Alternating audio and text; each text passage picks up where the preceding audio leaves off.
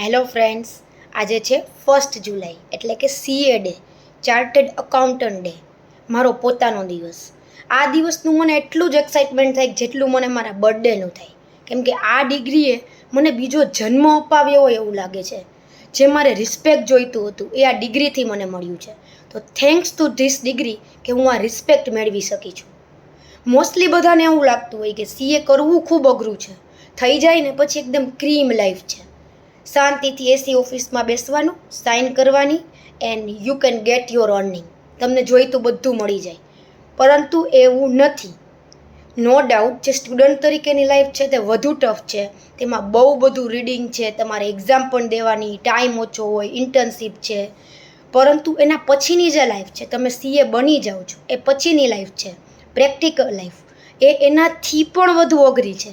કારણ કે તેમાં તમારે કોઈ સિલેબસ નથી, કોઈ એક બુક નથી જે તમને સ્ટુડન્ટ તરીકે મળે છે કે તેમાંથી તમને ક્વેશ્ચન આવશે.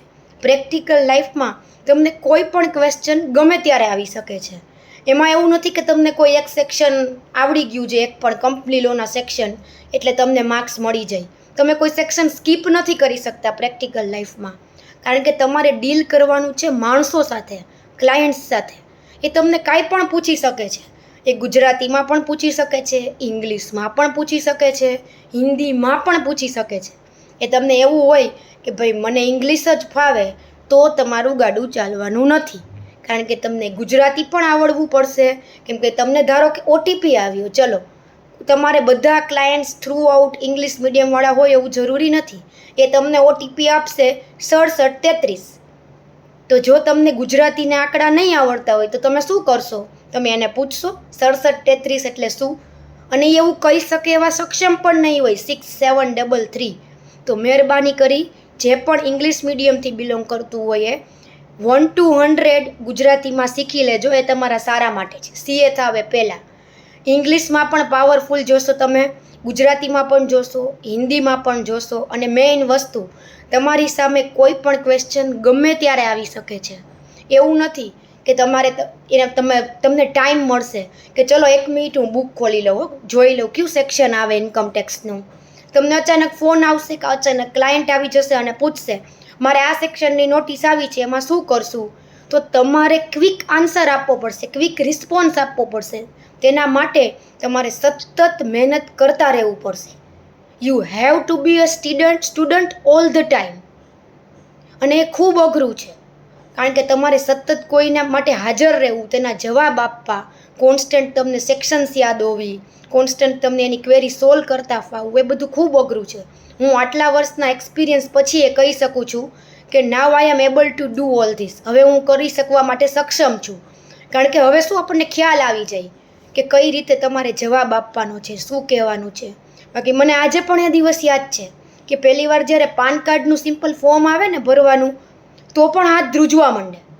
રીતસરનું તમને એમ થાય કે મેં બરાબર ભર્યું હશે કે નહીં. અને મેઇન વસ્તુ એ છે કે જવાબદારી એમાં બધી તમારી જ હોય.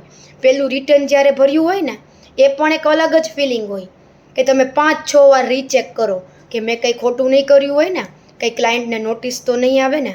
અને જ્યારે પહેલી વાર તમારા ભરેલ રિટર્નમાં ક્લાયન્ટને નોટિસ આવી હોય અને તમને ફોન આવે કે મેડમ તમે રિટર્ન ભર્યું હતું એમાં તો નોટિસ આવી છે, અને એ જે ફડકો પડે ને, એ તો તમે સીએના પેપર દેવા જાઓ ને એનાથી પણ વધારે પડે. તો આ ખૂબ અઘરું છે. Practical life is more tougher than student life.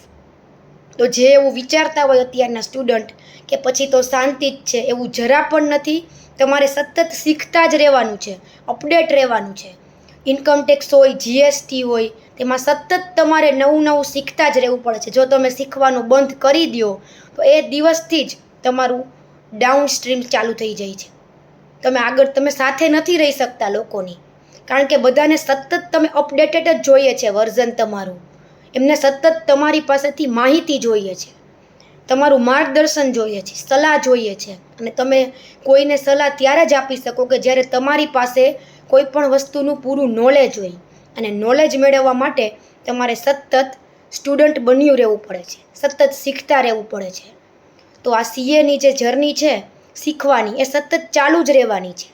તો આજે હું સીએ ડેના બધા જ સ્ટુડન્ટ્સને, અપકમિંગ સીએઝને અને જે ઓલરેડી સીએ ફિલ્ડમાં છે એ બધાને ઓલ ધ બેસ્ટ કહીશ અને આ ફિલ્ડને થેન્ક યુ કહીશ કે તેના લીધે થઈને આજે ઘણા બધા લોકો અજાણ્યા જાણીતા આસપાસના લોકો મારી પર વિશ્વાસ રાખે છે, આંધળો વિશ્વાસ કરે છે, મારી સલાહો લે છે, તેને માને છે.